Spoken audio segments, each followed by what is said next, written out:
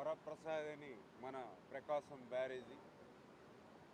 ఏదైతే ఇక ప్రకాశం బ్యారేజీకి సంబంధించి ఆ రోజు 2009, 1998లో సైతం ఇంత పెద్ద ఎత్తున వరదను మనం చూడాల.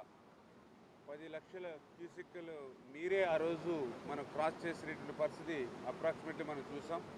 కానీ ఈరోజు 11,70,80,000 వరకు కూడా ఈవేళ ఈ యొక్క వరద నీరు చుట్టుముట్టినటువంటి పరిస్థితి మనందరం కూడా చూస్తున్నటువంటి పరిస్థితి.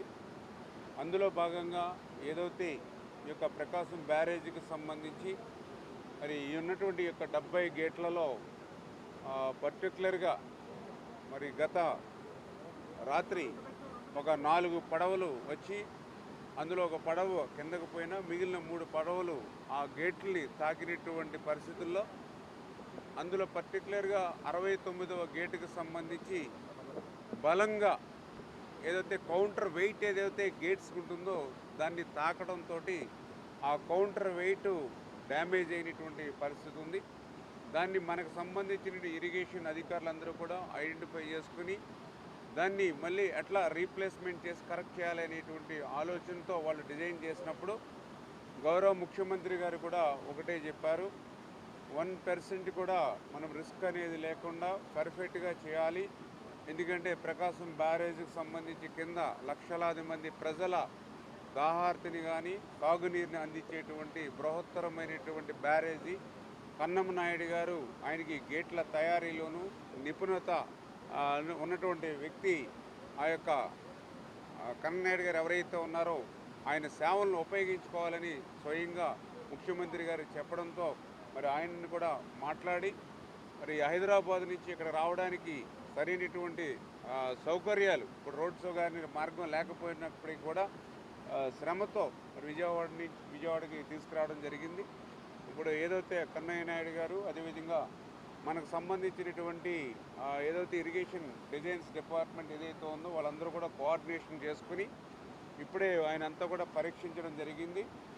ఎట్లా దాన్ని రీఫిల్ చేయాలి, ఎందుకంటే ఇప్పుడే ఆయన చెప్పిన దాని ప్రకారం ఈ ప్రకాశం బ్యారేజ్కి అయితే ఇప్పటికిప్పుడు పెద్దగా ప్రమాదం అయితే ఏమీ లేదు. ఎందుకంటే చాలామంది ప్రజల్ని కొద్దిగా భయం రేకెత్తించేటువంటి విధంగా కూడా కొన్ని పేటీఎం అదేవిధంగా కొంతమంది ఫేక్ న్యూస్లు ప్రచారం చేస్తూ ఉన్నారు, భయోందనలకు గురి చేస్తూ ఉన్నారు. ఇది కేవలం ఏదైతే గేట్లు దింపడానికి ప్యారలల్గా ఉపయోగపడేదే. మరి ఏదైతే మరి ఆ కౌంటరు ఏదైతే ఉందో దానికి సంబంధించిన డ్యామేజ్ అంచేత ప్రజెంట్ ఇప్పుడు ఇమీడియట్లీ గేట్ దింపడానికి కూడా ఇబ్బంది ఏమీ లేదు. రేపొద్దున మళ్ళీ భవిష్యత్తులో ఫ్లడ్ వచ్చినప్పుడు మళ్ళీ గేట్ని మనకి పైకి లిఫ్ట్ చేయాలన్నప్పుడే మనకి అవసరం అవుతుంది అనేటువంటిది కన్ననాయుడు గారు కూడా చెప్పడం జరిగింది. దాన్ని ఏ రకంగా మళ్ళీ మనం రీప్లేస్మెంట్ చేయాలన్నీ కూడా దగ్గరుండి ఆయన డిజైన్ చేసి ఏ విధంగా 1% కూడా నష్టం లేకుండా చేయాలనే ఆలోచనతో ముఖ్యమంత్రి గారి ఆదేశాలతోటే మేమందరం కూడా పనిచేస్తున్నామని చెప్పి మీ ద్వారా అందరికీ కూడా తెలియజేసుకుంటూ మరొక్కసారి ప్రజలందరికీ కూడా మీతో విజ్ఞప్తి చేస్తూ ఉన్నాం. గతంలో ఎప్పుడూ చూడనటువంటి ఫ్లడ్ వచ్చింది. ప్రజలు కూడా సహకరించి అటువంటి ఫేక్ న్యూస్ని ఫేక్ ప్రచారాన్ని కూడా నమ్మవద్దు, ధైర్యంగా ఉండండి. మీ అందరికీ కూడా భరోసాగా ఇవాళ చంద్రబాబు నాయుడు గారు ఒక క్రైసిస్ మేనేజ్మెంట్లో ఉన్నటువంటి వ్యక్తి మనందరికీ కూడా అండగా ఉన్నారు. అందుకే 24 గంటల సమయంలో కేవలం 2 గంటలు మాత్రమే ఆయన పడుకుని రాత్రులు అర్ధరాత్రులు సైతం ఫీల్డ్కి కూడా విజిట్ చేసుకుంటూ ఆయన పడుకోకుండా ఉండడమే కాకుండా ఇటు ప్రజాప్రతినిధులు ఐఏఎస్ ఆఫీసర్లు అధికారులందరినీ సమన్వయం చేసుకుంటూ మరి అతి తక్కువ గంటల్లోనే ఇంత పెద్ద ఫ్లడ్ వచ్చినప్పటికీ కూడా సాధ్యమైనంత వరకు నష్టాన్ని తగ్గించేటువంటి ప్రయత్నం చేస్తూ ఉన్నాం. అందులో భాగంగానే ఈ ప్రకాశం బ్యారేజీకి సంబంధించి కూడా మరి ఏదైతే ఆ 69వ గేటుకి సంబంధించినటువంటి ఆ కౌంటరు ఆ వెయిట్ ఏదైతే ఉందో దానికి కూడా ఇమీడియట్లీ కన్ననాయుడు గారి ఆధ్వర్యంలో రిపేర్ చేసి 100కి 100% మళ్ళీ పర్ఫెక్ట్గా మరి పూర్తిగా సాగునీరు త్రాగునీరు ఎటువంటి ఇబ్బంది లేకుండా పనిచేస్తామని చెప్పి తెలియజేస్తాం. ఏదైతే కొంతమంది అనుమానాలు కూడా వ్యక్తం చేస్తూ ఉన్నారు. ఎందుకంటే ఇది రాత్రి సమయంలో ఈ బోట్లు రావడం, అది కూడా ఏదో ఒక బోటో 2 బోట్లో వచ్చినాయి అని అంటే అర్థం ఉంటుంది. కానీ ఒక్కసారిగా 4 బోట్లు రావడం అనేది కొంతమంది అనుమానాలు కూడా వ్యక్తం చేస్తున్నారు. ఏదో లంగర్స్ని క్లియర్ చేస్తే ఆటోమేటిక్గా వచ్చేసే పరిస్థితి ఉంది. ఇది ఏదైనా కుట్ర ఉంది, కొంత వైసీపీ అటువంటి నేచర్ ఉన్నటువంటి వాళ్ళని కొంతమంది అనుమానాలు వ్యక్తం చేస్తూ ఉన్నారు. కాకపోతే ఇప్పుడు మా ప్రభుత్వం పని, మా నాయకుడు చంద్రబాబు నాయుడు గారి ప్రయారిటీ ఏదైతే ఈ ఫ్లడ్ టైంలో ఎవరైతే ఇబ్బందులు కష్టాల్లో ఉన్నారో ఆ ప్రజలను ఆదుకోవడం మీద, మళ్ళీ పూర్వపు పరిస్థితిని తీసుకురావడం మీదే మేము ఎక్కువ దృష్టి పెట్టాం. దీని మీద రేపు భవిష్యత్తులో కూడా సమగ్రమైనటువంటి దర్యాప్తు కూడా మేము ఆదేశిస్తాం. ఏదైతే నిజంగా కూడా, ఎందుకంటే ఇది ఏదో తెలుగుదేశం ప్రభుత్వానిదో లేకపోతే జనసేన భారతీయ జనతా పార్టీకి సంబంధించింది కాదు. ప్రకాశం బ్యారేజీ అంటే ఇది తెలుగు జాతి ప్రజల ఆస్తిది. అందులో కూడా పర్టికులర్గా టంగుటూరి ప్రకాశం పంతులు గారు పేరు పెట్టుకున్నటువంటి బ్యారేజీ ఇది. లక్షలాది ఎకరాలకు సాగునీరిస్తూ లక్షలాది మంది ప్రజల దాహార్తిని తీర్చేటువంటి బ్యారేజ్ ఇది. అందుచేత ఇటువంటి బ్యారేజీకి నష్టం కలిగించేటువంటి ఏ ఒక్క చిన్న చర్య కూడా మానవుడు అనేవాడు ఎవరు కూడా తీసుకోకూడదు. దేవుడు కూడా అటువంటి పని చేస్తే క్షమించాడు. అందుచేత ఆ విషయం మీద కూడా మేము తర్వాత ఆలోచన చేస్తాం. ముందు ఇమ్మీడియట్లీ జరిగినటువంటి ఇబ్బంది ఏదైతే ఉందో దాన్ని క్లియర్ చేసి ఏదైతే కింద ఉన్నటువంటి ప్రజలకు అందరికీ కూడా మళ్ళీ ఒక భరోసా ఇచ్చేటువంటి ప్రయత్నం మేము చేస్తూ ఉన్నాం అని చెప్పి తెలియజేస్తూ ఉన్నాం. సార్ 4 పడవలు కొట్టుకొచ్చినాయి. ప్రజెంట్ ఇక్కడ 2 పడవలే కనపడుతున్నాయి. మిగిలిన పడవల్ని ఇక్కడ నుంచి తొలగించారా లేకపోతే అసలు ఏం చేశారు? అంటే ఏదైతే కొన్ని పడవలు ఆల్రెడీ, అంటే ఒక పడవ అయితే క్రిందకి కొట్టుకుని పోయిందని చెప్తూ ఉన్నారు ఆ గ్యాప్లోంచి.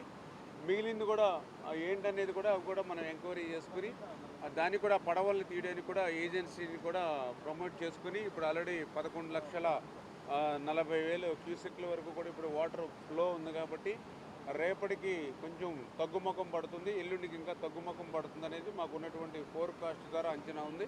అంచేత రాబోయేటువంటి 2 రోజుల్లో అది కూడా ప్లాన్ చేసుకొని ఏదైతే ఆ పడవలు, అంటే అది 4 పడవలు అని చెప్తూ ఉన్నారో అది ఎంతవరకు 4, 3 అనేది కూడా మేము ఐడెంటిఫై చేసుకుని ఆ ఉన్న అడ్డుపడినటువంటి పడవలను కూడా 1-2 రోజుల్లో ఆ వాటర్ ఫ్లోని దృష్టిలో పెట్టుకుని, ఎందుకంటే ఇప్పుడు మళ్ళీ దాన్ని జాగ్రత్తగా మళ్ళీ వెలుపులకు తీయాలి. ఏమాత్రం కొంచెం మళ్ళీ అది ఎఫెక్ట్ అయ్యి గేట్లకి టచ్ అయినా లేదా ఇంకోటైనా మళ్ళీ దానికి ఏదైనా ఏమాత్రం చిన్న ఇబ్బంది వచ్చినా మనకి రేపు గేట్లు క్లోజ్ చేయడంలో కానీ ఓపెన్ చేయడంలో ఇబ్బంది ఉంటుంది. కాబట్టి దాన్ని కూడా జాగ్రత్తగా ఆ ఫ్లోని దృష్టిలో పెట్టుకుని తీసేటువంటి పరిస్థితి ఉంటుంది. దానికి కూడా కన్ననాయుడు గారు ఆల్రెడీ మనకు అవైలబుల్ ఉన్నారు కాబట్టి ఆయన సహకారం కూడా తీసుకుంటామని చెప్పి తెలియజేస్తాం. 1 నుంచి 5వ గేట్ వరకు కూడా కొన్ని చోట్ల ట్రైన్లు కనపడుతున్నాయి.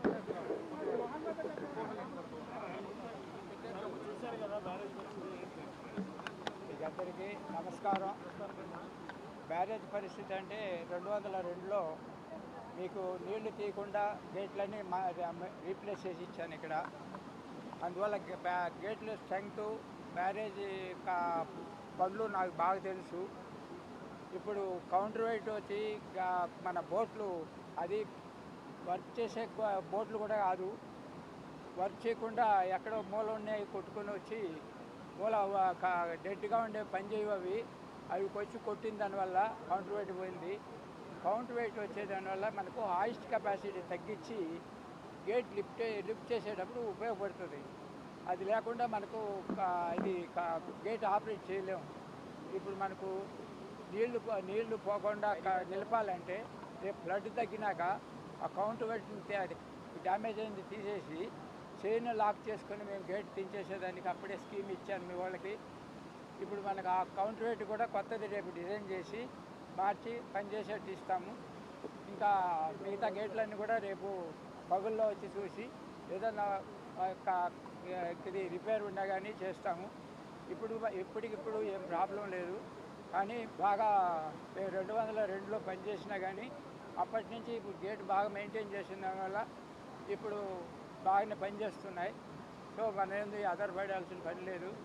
సో మనకు ఈ పొద్దు తెరిపించిన దానివల్ల భగవంతుడు మనకు తెరిపించిన దానివల్ల రేపు మధ్యాహ్నం కానీ ఫ్లడ్ తగ్గిపోతుంది. పనిచేసేదానికి కొంచెం మెలకువగా ఉంటుంది. ఇక్కడ పనిచేసేటప్పుడు ట్రాఫిక్ ఉంటే పని చేయలేరు. అందువల్ల నేను ట్రాఫిక్ ఉండకూడదని రిక్వెస్ట్ చేసుకున్నాను. రేపు మార్నింగ్ వచ్చి పగుల్లో మొత్తం చూసి ఏదేది ఏం చేయాలని మేము డెసిషన్ ఇస్తాం. ప్రాబ్లం ఏమీ లేదు. మీకు తాగేదానికి పంటలకి నీళ్ళు ఉండేట్టు చూస్తాం. మీకు ఒకటి కూడా చెప్తున్నా, నేను చాలా స్టడీ చేశాను. మనకు ఒక్క అమరావతి రాజమండ్రి తప్పితే నేచురల్ వాటర్ దొరికేది ఎక్కడా లేదు. ఒక చోట నుంచి పంపు చేస్తేనే కానీ నీళ్లు లేవు. ఇప్పుడు హైదరాబాద్కి గోదావరి నుంచి కృష్ణా నుంచి పంపు చేయాలి. ఇప్పుడు విశాఖపట్నంకి గోదావరి నుంచి పంపు చేయాలి. మీకు మీ ఇంటి చుట్టూ నీళ్లు ఉన్నాయి.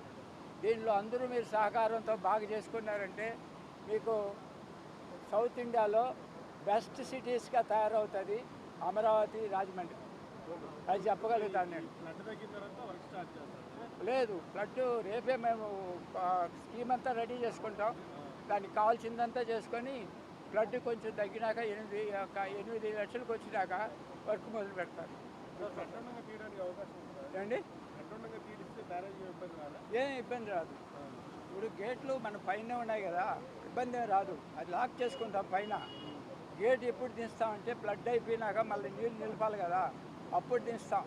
అప్పుడు దించి ఇప్పుడు తుంగభద్ర మరి దించేదానికి స్టాప్ గేట్లు లేకుండా స్టాప్ లాక్ నీళ్ళు నిలిపించా. ఇప్పుడు ఇక్కడ మనకు భగవంతుడి దయ వల్ల కౌంటర్ వెయిటే పోయింది కాబట్టి కౌంటర్ వెయిట్ని పోయిన దాన్ని తీసేసి చైన్ని లాక్ చేసుకొని గేట్లు స్లోగా మేము హాయిస్ట్లో మెల్లిగా దించి మీకు నీళ్ళు స్టోర్ చేసి ఇస్తాం.